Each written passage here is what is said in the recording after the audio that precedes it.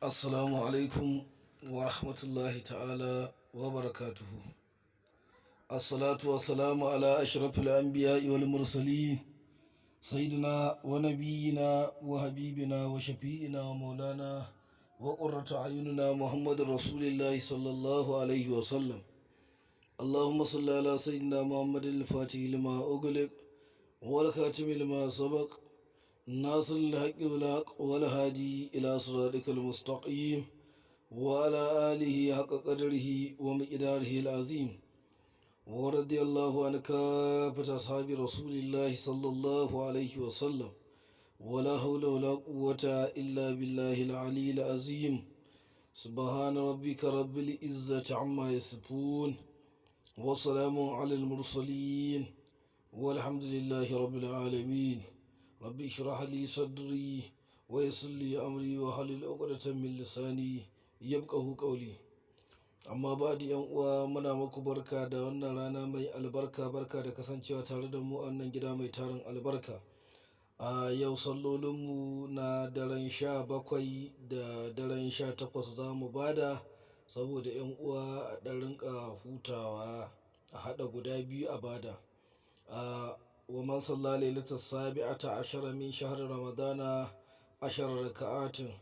Ita wannan raka'o'i ne guda 10 za a yi. A cikin kowace raka'a za a karanta Fatiha ƙafa ɗaya, inna anzalnahu ƙafa biyu, sai a karanta qul huwallahu ita ma ƙafa biyu.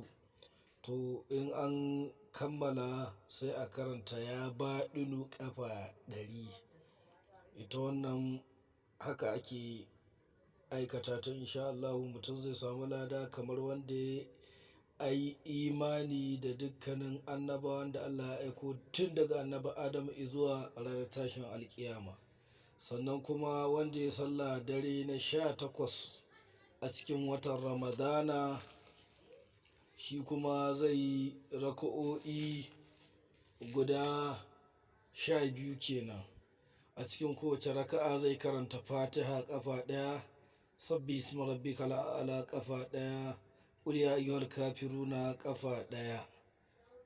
To shi kuma Allah zai ba shi lada kamar ya ciyar da mutane, ko kuma kamar ya ciyar da dukkanin masu karanta alkur'ani akan dukkanin wani harafi.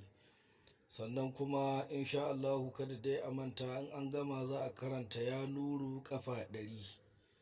Insha Allah ya nuru ƙafa 100. Ta daren 18 a raka'a 12 ce. Cikin kowace Fatiha sabbi isma rabbikal a'la da qul ya ayyuhal kafiruna.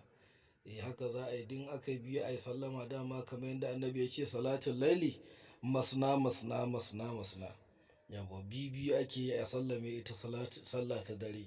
To saboda haka muke takaita wannan bayani daga nan, sai kuma idan Allah ya kai mu domin fito muku da wani muhimmin saƙon. Wassalamu alaikum wa rahmatullahi ta'ala wa barakatuhu. Masha Allahu la quwwata illa billah.